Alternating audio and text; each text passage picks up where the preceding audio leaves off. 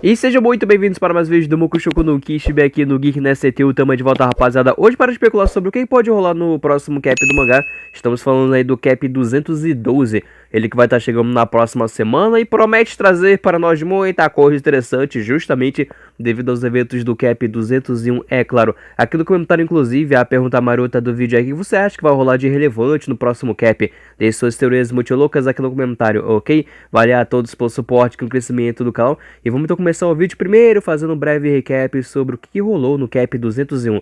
Depois eu volto com as especulações, belezinha? Taca na tela. O cap 201, ele acaba começando aí com os nossos dois perigos, ambos baleados, relembrando que o Beltrapo tá só o cotoco, e a nossa querida Cavaleira Branca foi basicamente esmagada pela Galvona, sem dó nem piedade. Só que a gente vê, por exemplo, a Cavaleira rindo, é aquela situação: ah, eles não estão mortos nem nada, não me diga, que novidade, né, não? É que a gente presencia um dos braços do Beltrapo ainda funcionando, quase que surpreendendo Tristan e companhia, e é aquilo, a gente sabe que os golpes do Beltrapo acabam sendo devastadores, um corte rápido, preciso, e acima de tudo altamente mortal, obviamente. No fim das contas eles acabam se regenerando, graças a Deus que eles não viraram basicamente monstrengos ambulantes do caos, umas partes maluca pai pra cá, na alta regeneração supimpa, velho. Até a Cavaleira tá, não, calma, vocês até que estão saindo muito bem, só que não esqueçam que a rapaziada lá embaixo também está se divertindo, não é mesmo? E de fato a gente acaba cortando em Rapidex com Doni e companhia, que relembrando, ainda tô naquela situação que devido aos golpes do Beltrapo e outras causas também, essencialmente o lugar que era a arena está indo quase que de arrasta pra cima, e o Doni com a ajuda da Galvona tá tentando basicamente segurar ali as pontas, literalmente, para que ninguém vire bater no chão. E é complicado, no fim das contas é uma situação onde não, ele não vai conseguir segurar o pedregulho, o que ele tá fazendo é ganhando tempo, ou melhor, para que a queda não seja tão brusca assim. E nesse caso até que o coitado do Doni tem sucesso, o pedregulho cai de qualquer forma, logicamente, na qual ele quase que se dá mal. É bacana que rola ali todo um salvamento pela parte do seu bom e velho amigo Edlin, né? Não, rapaz, se a Mamãe Dragão brotasse agora seria cinema, não é mesmo? O que acontece é que temos o House e o Goltz usando seus poderes pra ajudar ali a rapaziada, que é um feito de poder impressionante, né? Ele tá conseguindo fazer com que múltiplas pessoazinhas comecem a flutuar para que ninguém se machuque. Ele até comenta como: isso aqui tá difícil, hein? Temos o Nassis, por exemplo, utilizando sua lança espiritual para dar uma ajuda ali em cima das duas soldas, né? Bobo nem nada. E o Doni, tadinho, devido a toda essa santa situação, claro que tá mega exausto. Só que o Rose tá: não, pô, moleque, tu foi foda pra caralho, olha só. Tentou resolver a situação, que coisa maravilhosa. E aí que nós começamos a ouvir basicamente esse bom e velho estrondo do trovão. É aquela coisa: ai meu Deus do céu, o que diabos é agora? E aí temos basicamente um sub-boss, galera, me brotando nessa altura do campeonato. Pois é, que este gigante com um design no mínimo badass, inclusive Nakaba trabalhou bem, né? Nas páginas que esse vagabundo está basicamente ação, aquela coisa refinada e altamente detalhada acima de tudo também. Por que eu não tô surpreso, cara? Que eu sabia que ia ter algum inimigo gigantesco ainda nesta bendita saga. Porque é aquilo, eu temendo que a gente ia ter uma fusão caótica de Beltrapo com a mulher, não, e virar ali um bicho grandalhão. Temos um bicho grandalhão, claro. É só por um milagre do senhor que a gente não chega a ver muito corpos, né? Devido ao ataque inicial do queridão, mas claro que isso acaba preocupando bastante Percival e companhia. E a Cavaleira Branca tá assim, chance perfeita de eu testar basicamente esse meu novo experimentozinho ambulante. Ela lembra bastante de Fata Morte, né? Com essa questão de experimento, teste e tudo mais. Só que como uma boa e velha personagem de anime, nesse momento a Cavaleira aproveita no meio da porrada para dar uma exposição, uma explicação sobre o que diabos é isso que estamos vendo em tela. E o queridão acaba se chamando efetivamente Golias. Sim, faz uma referência bíblica direta lá com a história de Davi e Golias, que o Davi conseguiu derrotar o gigantão com a pedra na cachola. Todo mundo deve estar familiarizado com tal história, é claro. O interessante é que ela cita que o Golias basicamente é esse construto ambulante de pessoas que perderam a vida em batalhas contra, de novo, ela citando esse tal de Deus da Guerra, especificamente tropas que morreram de Camelot, claro, né, ao longo de 2 anos tentando acabar com o tal Deus da Guerra, que nessa altura do campeonato, se não for o Lancelot, Nakaba tá me metendo outra mitologia nos acréscimos do segundo tempo nesta bendita história, porque não deve ser o Lancelot, não é possível. E é bem interessante o conceito, eu gostei muito do visual. É a ideia que a carne do vagabundo acaba sendo justamente nos corpos, tá ligado, das almas que perderam as suas vidas, é bem maroto. E claro, a carapaça é basicamente a armadura de um clássico guerreiro, muito maroto. E eu uso dizer que provavelmente um dos melhores designs do Nakaba que a gente viu nessa série até então, muito legal. Ou seja, temos uma figura de estatura absurda, resistente, forte fisicamente, e o vagabundo também tem ataque à distância, pois é. No formato desses raios aí de morte, de destruição absurda, um moveset no mínimo variado, diria eu, é claro. E obviamente que para os espectadores, os guerreiros que ainda estão aí, é uma situação bastante complicada, porque ninguém tem poder de fogo para bater de frente com o grandioso Golias e o Balin acaba me decapitando ele.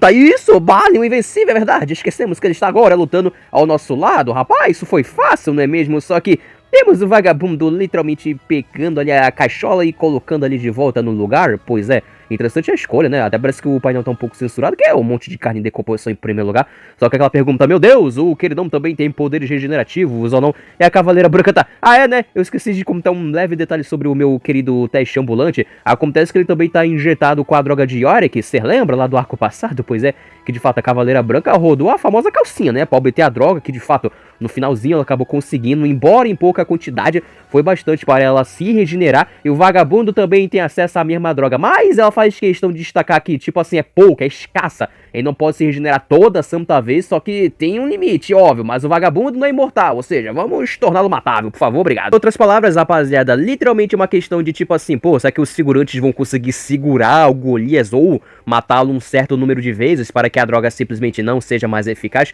E claro que Percival e companhia atualmente tem que lidar aí com a mulher e o Beltrapo também. Ela mesmo cita, quanto tempo será que os seus amigos, Percival, vão conseguir basicamente tancar o gigantão? E o Percival, otimista, tá assim, basta eu te derrotar antes de mais nada e eu vou conseguir resolver toda essa santa situação. Corajoso como sempre, e de fato, a gente vê nesse único painel que, meu amigo, o Percival acaba me metendo um Blitz classicão, ativa ali basicamente o modo The Golds e acaba ferindo a Cavaleira Branca de uma maneira rápida, sutil, altamente eficaz. Que é aí que a gente acaba tendo essas forças misteriosas agindo e surgindo aí com tudo, na qual eles acabam nocauteando por um tempo, obviamente, o Percival, a Galvona e o Tristão, que estavam tretando contra o Beltrapo, que é uma luta que a gente não vê efetivamente ao longo deste T-Cap, né, não?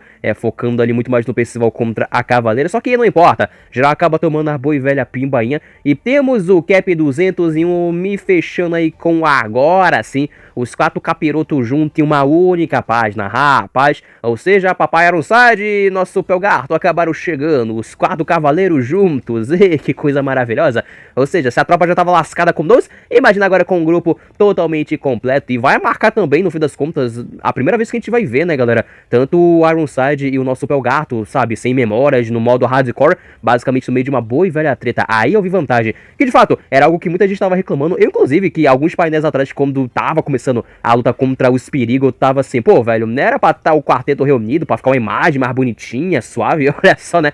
Acaba no Cap 201, acaba entregando para nós tal imagem. E que imagem, né, galera? Altamente detalhada. E te vê como, basicamente, a Cavaleira Branca conseguiu tancar os golpes do Percival, como já era de se esperar. Bem interessante a decisão do Beltrapo estar ali só com o manto negro, né, não? Bem interessante. O nosso Pelgarto com seu disquinho ou planador voador classicão. E o Ironside fazendo a pose clássica dele também de combate. É aquela coisa, né?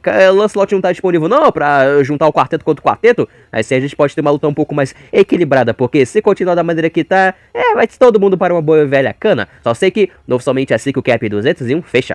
Agora sim, rapaziada, especulando sobre o próximo Cap 202, como vocês acabaram de ver e rever também, claro, a gente acaba fechando ali o Capzito passado com a chegada, a presença oficial dos 4 Perigo e Ação, pois é, oficialmente Ironside, o Pelgart, o Beltrapo e a Cavaleira estão na mesma telinha e tá todo mundo efetivamente ferrado, não é mesmo? Ele até teve no próprio 201 uma tentativa do trio Parada Dura tentando fazer algo contra o Beltrapo e a Cavaleira, só que os dois acabam possuindo também altos poderes regenerativos devido, claro, à mandinga do caos. E aí que tá o problema, estavam meio que passando mal só com 2 oponentes, agora com o quarteto JJ é no mínimo complicado. Também temos a questão do Golias, que eu simplesmente adorei todo o santo conceito do gigantão, ele que atualmente está dando problema lá para Bali e companhia, que eu acho interessante, essa subplot, enquanto a trama principal, claro, vai envolver basicamente os 4 cavaleiros tentando literalmente sobreviver na capa da gaita. Claro, tudo leva a crer que nessa situação todo mundo vai precisar de um bom e velho milagre. Acho que até um bom e velho disco parado, rachado fala isso, mas a gente precisa do Lancelot voltando para ontem, né, tropa? É de agora que a gente está escutando esse tal Deus da Guerra, causando basicamente problemas, porque o próprio não vem para resolver efetivamente a situação, porque simplesmente não tem como, a menos que Percival me tire ali um bom e velho poder do protagonista, como está as coisas atualmente, tá todo mundo bem lascado. Já tá na hora, né, não, da gente ter basicamente o quarteto finalmente geral reunido para ter aí sim um combate mais equilibrado dos 4 cavaleiros contra os 4 perigos, na minha humilde opinião. Acho que acima de tudo, o Cap 212 a gente vai ver uma ofensiva bem forte, pela parte dos 4 perigos, aquele cap desespero, tipo assim, meu Deus do céu, tá todo mundo apanhando, e agora? E talvez o cliffhanger do cap 202 possa ser justamente o Lancelot chegando, aniquilando o Golias, por exemplo, chegando lá em Cabarés e pronto para resolver basicamente as coisas. Fica aqui praticamente a minha alta aposta. Aproveitar aqui para deixar um convitinho, que claro, próxima terça-feira estarei trazendo a minha review completa aí do Cap 212, pra gente ver o que diabos acabou acontecendo acima de tudo. Quem será também a capa, hein, tropa? Acho que é um momento interessante aí para estampar basicamente os 4 perigos e efetivamente em ação. Recentemente tivemos, né, não só uma capa colorida dos 3 cavaleiros, só que os 3 também juntos. Acho que os 4 perigos nessa altura do campeonato merecem um pouquinho de amor, digamos assim.